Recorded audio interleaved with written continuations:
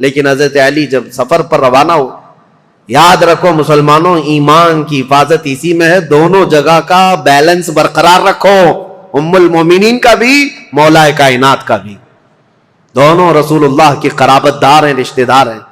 حضرت عائشہ صدیقہ جب آئیں تو اب مشورے ہو رہے تھے، میٹنگیں ہو رہی تھی، ان کے خطبے اتنے پر اثر تھے کہ لوگ جمع ہوئے۔ جب وہ بصرہ میں گئی تو 12,000 لوگ جمع ہوئے، کہا کہ نہیں، حق پر ہیں، خون عثمان کا بدلہ لینا چاہیے۔ یہ حالات دیکھ کر کے ایک صحابی ایسے ہیں جن کا بہت بڑا رول ہے، حضرت قعقاع، یہ آئے، حضرت زبیر، حضرت طلحہ، حضرت عائشہ ان کے پاس آئے، کہا اچھا یہ میٹنگ بعد میں ہوئی، اس سے پہلے ایک حادثہ ہو گیا تھا، کیا ہے؟ بصرہ میں جیسی حضرت عائشہ پہنچی تو بصرہ کے جو گورنر تھے وہاں پر، تو جو گورنر تھے وہ حضرت علی کی طرف سے تھے، عثمان بن حنیف، انہوں نے کیا کیا کہ راستہ روکنا ہے ان کا، یہ تو لڑنے کے لیے آئے، تو انہوں نے فوراً ہی جنگ شروع کر دی، جبکہ حضرت علی کے آنے کا انتظار کرنا تھا۔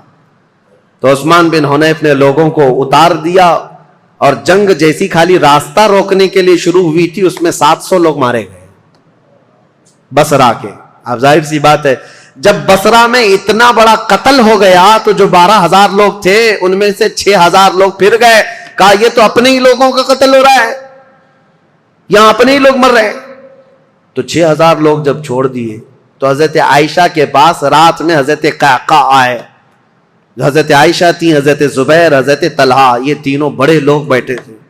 حضرت قعقاع آئے اور کہا دیکھیں کیا حالات بدلتے ہوئے یہاں تک نہیں پہنچے، آپ لوگ تو نکلے تھے عثمان بن عفان کے قتل کا بدلہ لینے کے لیے، لیکن مسئلہ یہاں تک پہنچ گیا کہ جو گورنر بصرہ کے ہیں انہوں نے راستہ روکا، اور ان کے راستہ روکنے کی وجہ سے جو جنگ ہوئی اس میں 700 لوگ مارے گئے۔ اب ان 700 لوگوں کے مارے جانے کا بدلہ اب کس سے لیا جائے گا؟ ان کا قصاص کس سے لیا جائے گا؟ اب آپ کے ایک ایک فوجی سے وہ قصاص لینا پڑے گا، اتنے مر گئے، تو ڈائیورٹ ہو جائے گا مسئلہ، کہاں آپ کس کام کے لیے نکلے تھے اور کس کام میں آ گئے۔ کل کو اگر گورنر بصرہ کے عثمان بن حنیف کا قتل ہوتا ہے تو پھر یہ مطالبہ بدل جائے گا، اب آپ کے بارے میں بھی لوگ یہ کہیں گے تم تو نکلے تھے عثمان بن عفان کے قتل کا بدلہ لینے کے لیے، لیکن تم نے اپنے ہاتھوں سے بصرہ کے گورنر کا قتل کیا، اب ان کا قصاص ہم آپ سے لیں گے، بات تو برابر ہو جائے گی۔ حضرت قعقاع کی یہ باتیں اتنی اثر کر گئیں، حضرت عائشہ نے کہا قعقاع جو کہتے ہیں بالکل سچ ہے، ہمیں جنگ نہیں کرنی چاہیے، ہمیں جنگ نہیں کرنی چاہیے۔ حضرت زبیر، حضرت طلحہ کے پاس بھی وہ آئے، اسی طرح کی تقریر کی، تینوں نے کہا حضرت علی سے ہماری ذاتی کوئی دشمنی نہیں، صرف اسلام کے اس پلر کو کوئی ہلا نہ پائے اس لیے ہمارا یہ مطالبہ تھا، لیکن آپ کی بات صحیح ہے کہ اب یہ جنگ چھڑ جائے تو اپنوں کا قتل بہت زیادہ ہوگا۔ تو حضرت قعقاع سے ان تینوں نے کہا جو باتیں آپ نے ہم سے کی ہیں یہی باتیں علی بن ابی طالب سے بھی کرو، اگر وہ بھی راضی ہیں یہ مصالحت کے لیے تو جنگ کی ضرورت ہی نہیں۔ تو حضرت قعقاع سیدھے کوفہ گئے حضرت علی کے پاس، یہی ساری باتیں حضرت علی کے پاس انہوں نے رکھا، کہا ایسے حالات ہیں۔ حضرت علی نے گرین سگنل دے دیا اور کہا ہم بھی جنگ کے لیے نہیں آئے، قعقاع جو تم باتیں کر رہے ہو ہم بیٹھیں گے، زبیر اور طلحہ میرے بھائی ہیں، ہم مصالحت کے لیے جائیں گے۔ حضرت علی جب آئے بصرہ تو یہ دونوں جماعتیں، حضرت عائشہ کی جماعت ہے، حضرت علی بن ابی طالب کی، سنو توجہ سے، اب اصل مسئلہ شروع ہوتا ہے۔ رات کو میٹنگیں ہوئی مصالحت کے لیے، حضرت قعقاع کبھی ادھر گئے کبھی ادھر گئے، دونوں نے رات میں ایگریمنٹ بھی لکھ لیا۔ حضرت زبیر خود چل کر کے حضرت علی کے پاس آئے، حضرت علی سے گفتگو کرنے سے پہلے ہی حضرت علی نے ان سے پوچھا اے زبیر تمہیں یاد ہے رسول اللہ صلی اللہ علیہ وسلم نے ایک مرتبہ میں بھی تھا اور تم بھی تھے، سنو حضرت علی حدیث سنا رہے، حضرت زبیر کو یاد دلا رہے، کہا میں بھی تھا تم بھی تھے، رسول اللہ نے تم سے یہ نہیں کہا تھا اے زبیر ایک دن تم علی سے لڑو گے اور علی حق پر ہوں گے، ایک دن تم علی سے لڑو گے اور علی حق پر ہوں گے؟ تو حضرت زبیر نے کہا سچ کہا علی تو نے، میں نے رسول اللہ سے سنا تھا۔ کہا حضرت زبیر اسی دن وہاں سے کہتے میں لڑنا نہیں چاہتا تم سے، نکل گئے۔ جیسے ہی حضرت زبیر گئے حضرت طلحہ نے پوچھا ان سے کیا بات ہے، حضرت زبیر نے کہا علی نے مجھے وہ حدیث یاد دلائی جو رسول اللہ نے میری زندگی میں کہا تھا، علی حق پر ہے، علی حق پر ہے۔ حضرت زبیر چل پڑے تو حضرت طلحہ نے کہا اے زبیر، میں بھی اس فعل پر، اس کام پر نادم ہوں، شرمندہ ہوں، میں بھی نکل چلتا ہوں۔ یہ رات کی خبر جو ہو رہی تھی حضرت عائشہ رضی اللہ تعالیٰ عنہ کے پاس پہنچی تھی۔ حضرت عائشہ کے ساتھ ایک معاملہ ہوا تھا راستے میں، وہ بھی میں تاریخ میں ہے، میں آپ کو بتاتا ہوں۔ جب حضرت عائشہ کی یہ فوج چل رہی تھی، مقام حواب ایک جگہ آئی جہاں کتے بھونکنے لگے۔ حضرت عائشہ نے فوراً اونٹنی کو کھڑا کر دیا اور پوچھا یہ اس جگہ کا نام کیا ہے؟ لوگوں نے کہا مقام حواب، تو ڈر گئی، کپ کپی آ گئی جسم میں۔ کہا ماں عائشہ صدیقہ کیا ہوا کیا؟ کہا میں نے رسول اللہ سے ایک حدیث سنی تھی، میرے آقا نے فرمایا اے عائشہ ایک بار تم مسلمانوں کے ساتھ سفر پر ہوگی تو اللہ کی قسم دیتا ہوں اس جماعت میں تم مت جانا جس میں حواب کے کتے بھونکیں گے۔ حضور سے میں نے یہ سنا تھا، حواب کے کتے بھونکیں گے جس جماعت میں، اس جماعت میں جانا مت۔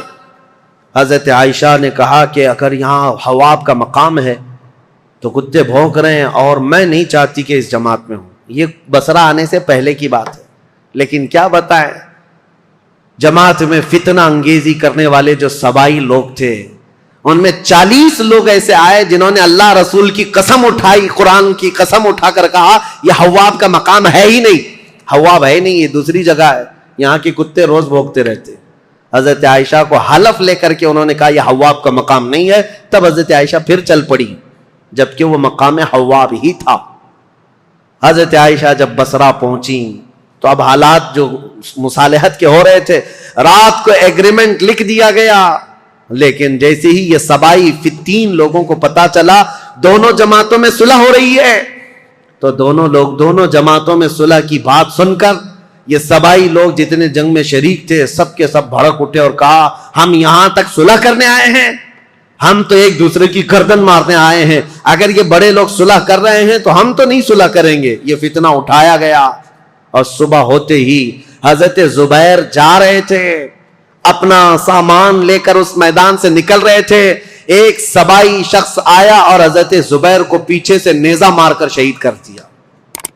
رسول اللہ صلی اللہ علیہ وسلم کے بھائی، پھپھیرے بھائی، عشرہ مبشرہ میں سے حضرت زبیر جیسے ہی شہید ہوئے، حضرت طلحہ دوڑتے ہوئے آئے کہ ظالم جماعت نے حضرت زبیر کو مار دیا ہے، رسول اللہ کے اس صحابی کا قتل ہوا، یہ پہلا قتل ہوا ہے۔ جیسی حضرت طلحہ ان کی لاش کے پاس دوڑتے ہوئے آئے، ان سبائیوں نے حضرت طلحہ کی بھی گردن مار دی۔ 2 عشرہ مبشرہ میں سے صحابہ تھے، قتل ہو گئے۔ اب ہوا یہ کہ جیسے ہی حضرت زبیر اور حضرت طلحہ شہید ہوئے تو یہ جو جماعت آئی تھی ان سب میں یہ اعلان ہوا کہ حضرت علی کے ساتھ جو جماعت آئی ہے انہوں نے وعدہ خلافی کی ہے، رات کو صلح کیا اور صبح قتل کیا ہے، اس اعتبار سے جنگ شروع ہو گئی۔ ادھر سے جو حضرت عائشہ کے ساتھ لوگ آئے تھے وہ جنگ میں کود پڑے اور ادھر سے جو تھے وہ بھی جنگ میں کود پڑے۔ یہ گھمسان کی جنگ چلتی رہی، اتنی سخت جنگ تھی، اتنی سخت جنگ تھی کہ ایک دن کے اندر 12,000 مسلمان قتل ہوئے۔ بہت سخت قسم کی یہ تاریخ ہے، یہ مجھے بتانا اس لیے بھی ضروری ہے کہ کوئی اٹھ پٹانگ تمہارے دلوں میں نہ ڈال دے۔ ہوا کیا تھا حقیقت یہ میں بتا رہا ہوں، لیکن حضرت عائشہ رضی اللہ تعالیٰ عنہ اب بات کرنا چاہ رہی ہیں حضرت علی سے، اور حضرت علی عائشہ سے بات کرنا چاہ رہے ہیں۔ بیچ میں راستہ ایسا جنگ کا گھمسان چھڑا ہوا ہے کہ نہ ایک دوسرے سے بات کرنے کا موقع مل رہا ہے، یہاں تک کہ حضرت عائشہ کا اونٹ جس پر وہ بیٹھی ہوئی تھی، اس کا نام ہی جنگ جمل ہے، جمل عربی میں اونٹ کو کہتے ہیں، نام ہی جنگ کا جمل رکھ دیا گیا کیونکہ اونٹ پر ایک جھوپڑی لگائی جاتی تھی کجاوا، اس میں حضرت عائشہ بیٹھی ہوئی تھی۔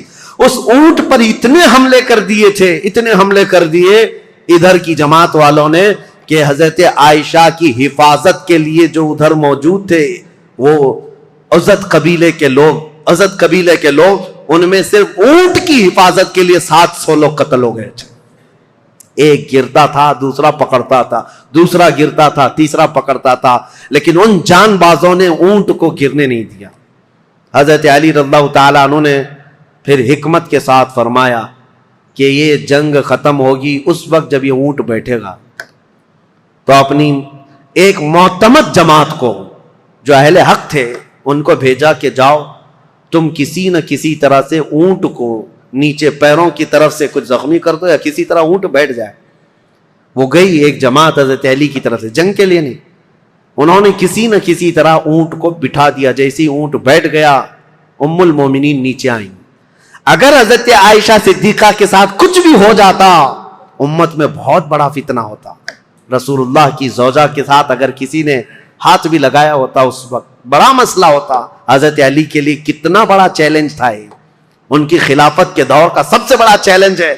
ایک طرف ام المومنین کی عزت کو بچانا ہے کیونکہ پورے مومنین کا وقار ہے, رسول اللہ کا گھر ہے, تو حضرت علی نے گرنے نہیں دیا. اور اس کے بعد حضرت علی رضی اللہ تعالیٰ عنہ نے پیغام بھیجا حضرت عائشہ کو کسی نہ کسی طرح سے اس کجاوے سے نکال کر لایا.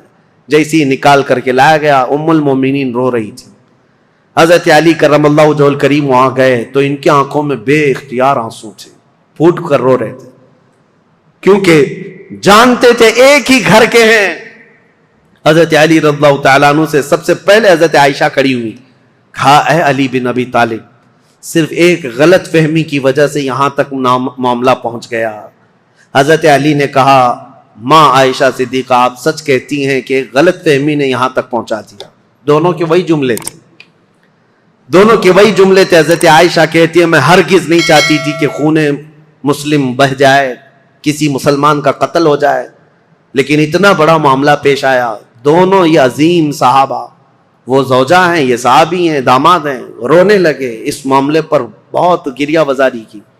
اس کے بعد مولا کائنات علی بن ابی طالب بیٹھے ہوئے تھے. ایک شخص آیا حضرت زبیر کے قتل کا پیغام لے کر آیا, کہا حضرت زبیر کو نیزہ مار کر شہید کیا گیا ہے.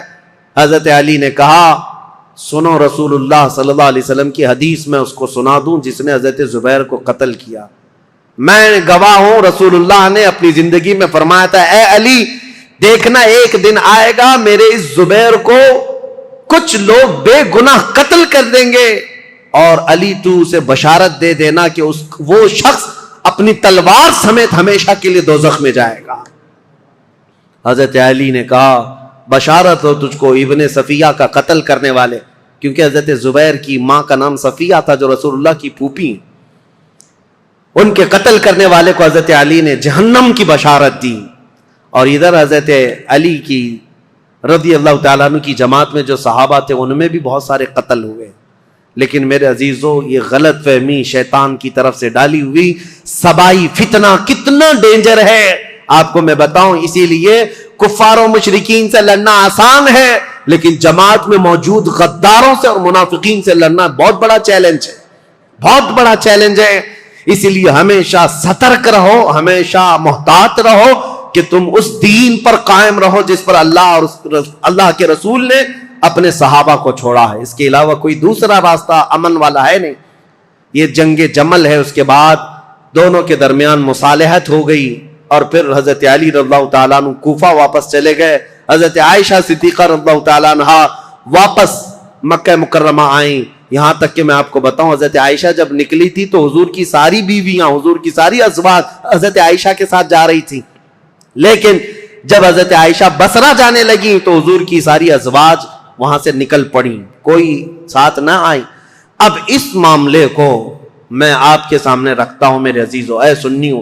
پہلی بات تو یہ ہے ہم میں سے کوئی اس لائق نہیں کہ ان دو جماعتوں میں کسی ایک کو کے لیے فیصلہ کر سکے. کیا آپ میں سے کسی کی اہلیت ہے؟ کوئی اس لائق ہے کہ کبھی حضرت علی کے بارے میں فیصلہ دے یا حضرت عائشہ کے بارے میں فیصلہ دے جب تمہیں پتا ہے میری حیثیت ہے ہی نہیں. ارے ماں باپ لڑ جائیں تو بچے کی یہ حیثیت نہیں ہوتی کہ وہ ماں باپ میں فیصلہ کرے, وہ تو امت کے ان کبار لوگوں کی بات ہے جو رسول اللہ کی شرف صحابیت حاصل کیے ہوئے ہیں. پہلی بات اپنی زبان کو لگام دینا. یہ ہوا تھا تو یہاں ایسا نہیں ہونا تھا, وہاں ایسا نہیں ہونا تھا. یہ کوئی گھر کا حادثہ نہیں ہے, کسی گلی محلے کا حادثہ نہیں ہے. یہ دو جماعتیں صحابہ کی, دونوں جماعتیں جن کے متعلق قرآن کی آیتیں ہیں رضی اللہ عنہم ورضوا عنہ, اللہ ان سے راضی ہوا اور وہ اللہ سے راضی ہیں. وَكُلًّا وَعَدَ اللَّهُ الْحُسْنَى 27ویں پارے کی آیت ہے. اللہ نے فرمایا ان سب سے اللہ نے جنت کا وعدہ فرمایا, جنت کا وعدہ فرمایا. غلط فہمی سے ہونے والی یہ جنگ اگرچہ کئی مسلمانوں کا قتل ہوا لیکن اس پر اللہ کریم کی بارگاہ میں فیصلہ ہوگا اور رب العالمین احکم الحاکمین یوم قیامت یہ فیصلہ فرمائے گا. اور اسی لیے اے لوگوں اپنی زبانیں دراز کر کے خود فیصلہ دے کر کہیں تم اپنے ایمان کو خراب مت کر لینا, کہیں اپنی آخرت کو خراب مت کر لینا. اب آئندہ سے میں آپ کو بتاؤں جنگ جمل اور اسی طرح کی حضرت امیر معاویہ کے ساتھ ایک جنگ ہو گئی, جنگ صفین. اس کو تذکرے کی ضرورت نہیں لیکن حقیقت میں وہاں پر بھی یہی غلط فہمی ہوئی تھی. حضرت امیر معاویہ چونکہ اعلان کر چکے تھے خون عثمان کا بدلہ لینا ہے, وہ بھی ملک شام سے آئے اور ایک جگہ پر حضرت علی رضی اللہ تعالیٰ عنہ کی فوج اور ان سے ٹکرا ہوا, اس میں بھی جنگ ہوئی لیکن دو صحابہ کو حکم بنایا گیا, ایک حضرت عمر بن عاص اور ایک حضرت ابو موسیٰ اشعری.